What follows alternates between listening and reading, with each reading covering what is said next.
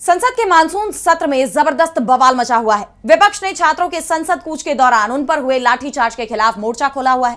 वो गृह मंत्री अमित शाह के इस्तीफे की मांग पर अड़ गए हैं, लेकिन गृह मंत्री सदन में ही नहीं आ रहे, जिससे विपक्ष का गुस्सा बढ़ता जा रहा है। उसकी तरफ से बार बार छात्रों का मुद्दा उठाया जा रहा है और इन सब के बीच बिना चर्चा के ही बिल पास करा दिए जा रहे हैं।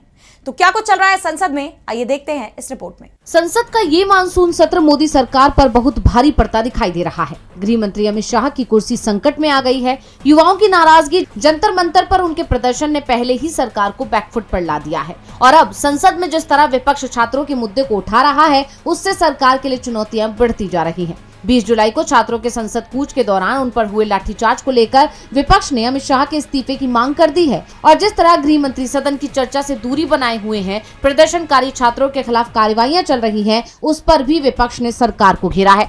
राज्यसभा में विपक्ष के नेता मल्लिकार्जुन खड़गे ने पीएम मोदी से सवाल करते हुए कहा कि मोदी जी, 10 दिन पहले आपकी सरकार ने युवाओं का लाठी डंडे पैलेट गन से दमन किया। जब छात्रों ने अपना आंदोलन वापस ले लिया तो अब आप बदले की भावना से उन पर FIR करवा रहे हैं, जबरन हिरासत में ले रही हैं। युवाओं ने आंदोलन इस शर्त पर वापस लिया कि उन पर कार्रवाई नहीं होगी।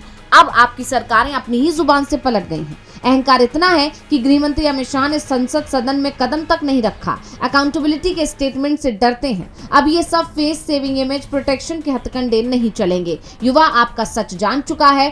थोड़ी सी भी शर्म बची है तो अमित शाह का इस्तीफा लीजिए। वहीं राहुल गांधी ने भी मोदी शाह का नाम लेते हुए चेताया है कि आप भारत का अतीत हैं।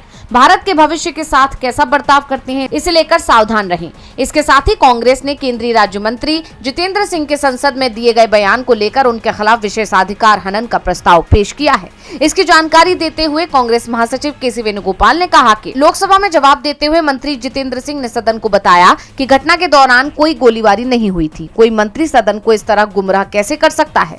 छात्र इसके बारे में जानते हैं और देश भी इसके बारे में जानता है। अब वो कह रहे हैं कि इसका इस्तेमाल नहीं किया गया था। ये मंत्री का गुमराह करने वाला बयान है, इसलिए मैंने उनके खिलाफ विशेषाधिकार हनन का प्रस्ताव पेश किया। आप जानते हैं कि जितेंद्र सिंह ने ही सरकार की तरफ से संसद में एंटी पेपर लीक बिल पेश किया था और विपक्ष के सवालों का जवाब दिया था। इस दौरान उन्होंने सरकार का बचाव करते हुए विपक्ष के तमाम दावों को खारिज किया था और ये बताने की कोशिश की थी कि युवाओं के हित में मोदी सरकार ने क्या कदम उठाए हैं।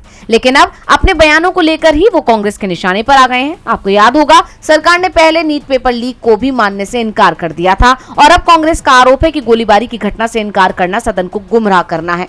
विपक्ष के इन तीखे हमलों के बीच लोकसभा की कार्यवाही 11 बजे शुरू होते स्थगित हो गई। प्रश्नकाल के बाद जब 12 बजे चर्चा के लिए कार्यवाही दोबारा शुरू हुई तो इस दौरान सरकार की तरफ से जन्म और मृत्यु पंजीकरण संशोधन विधेयक 2026 पेश किया गया। विपक्षी दलों की नारेबाजी के बीच बिना किसी चर्चा के ही ये बिल लोकसभा से पारित हो गया। वहीं राज्यसभा की कार्यवाही भी शुरू होते ही खत्म हो गई। विपक्ष के इन तेवरों को देखते हुए अब सवाल ये उठ रहे हैं कि क्या प्रधान के बाद शाह का भी इस्तीफा होगा। DV लाइव की रिपोर्ट।